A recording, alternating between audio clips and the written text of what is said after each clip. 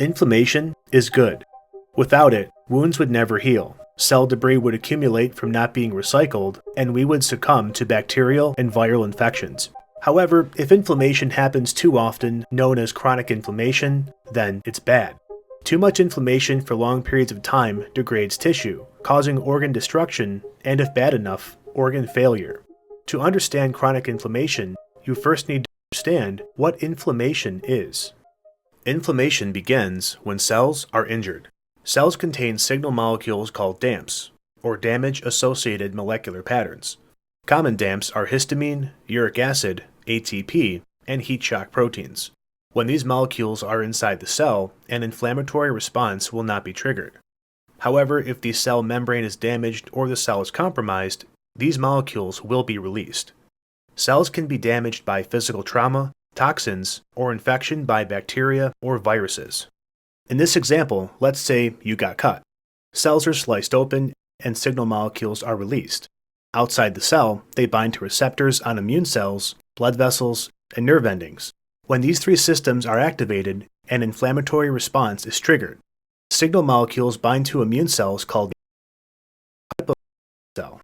Neutrophils travel to the injury site to clean up cell debris and attack bacteria that may have entered. One of the signal molecules released, called histamine, binds to H1 receptors on blood vessels. This causes the blood vessel to dilate, thus increasing blood flow to the injury site. This explains why inflamed tissue will swell up.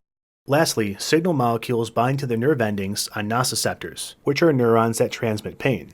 When signal molecules bind to nociceptors, it makes them hyperactive, thereby enhancing the sensation of pain.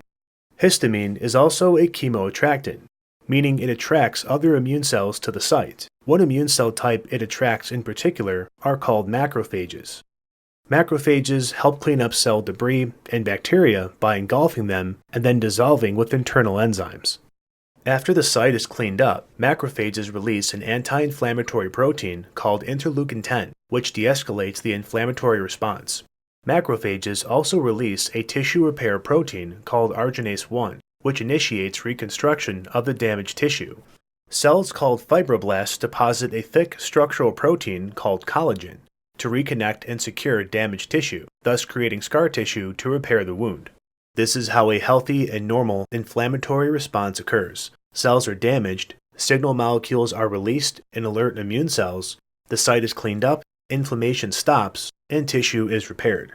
Inflammation becomes a serious problem when it doesn't stop like it should, and continues the cycle of cell damage and inflammation. You may be thinking, if injured tissue is repaired repeatedly, isn't that a good thing?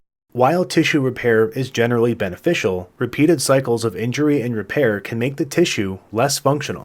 This happens because specialized cells are gradually replaced by collagenous scar tissue. Organs derive their specialized functions from these specific cell types that constitute them. When these cells are reduced in number or their functionality is impaired due to excessive scar tissue, the organ may begin to malfunction. For example, your lungs have a high amount of an elastic protein called elastin, which is produced by lung cells.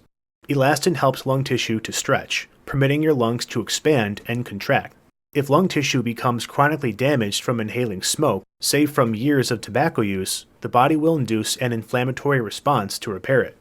As you know now, inflammation results in production of scar tissue. As more scar tissue builds up on the lungs, they become less elastic as lung cells are replaced with fibrotic scar tissue. This, of course, makes breathing very difficult. With that being said, what causes chronic inflammation in the body? The most common causes of chronic injury to tissue are lifestyle and autoimmune diseases. Lifestyle refers to activities or behaviors an individual does that affects their health. One prime example of lifestyle that causes chronic inflammation is excessive consumption of alcohol. Ethanol is the alcohol molecule found in drinks and is only mildly toxic. In the body, ethanol is sent to the liver where it's converted into acetaldehyde, which is later metabolized into acetic acid. Acetic acid is benign, but acetaldehyde is very toxic. Acetaldehyde is toxic because it can enter cells and attach to DNA in the nucleus, damaging its structure.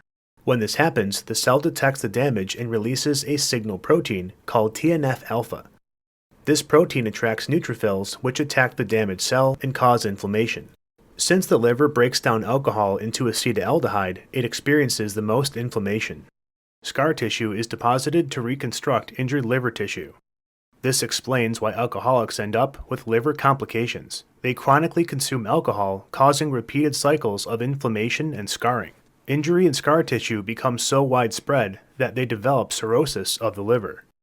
For visual purposes, this is a healthy human liver. Notice there's no scarring, the surface is smooth, and the color of the organ is consistent.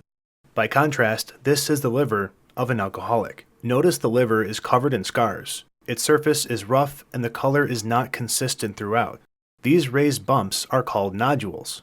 Nodules are clusters of liver cells that regenerated after the liver was damaged, but when they grew, they could not grow laterally with the surface of the liver. They were restricted by thick scar tissue. Instead, new liver tissue had to grow outward, developing as raised liver tissue or a nodule. Now, don't be afraid to drink alcohol. I myself have a couple of drinks a week. To really damage your liver, you would have to drink very heavily for years. However, let this be a reminder to you that alcohol is a toxin. Every time you drink it, you are deliberately causing inflammation in your liver. Just food for thought.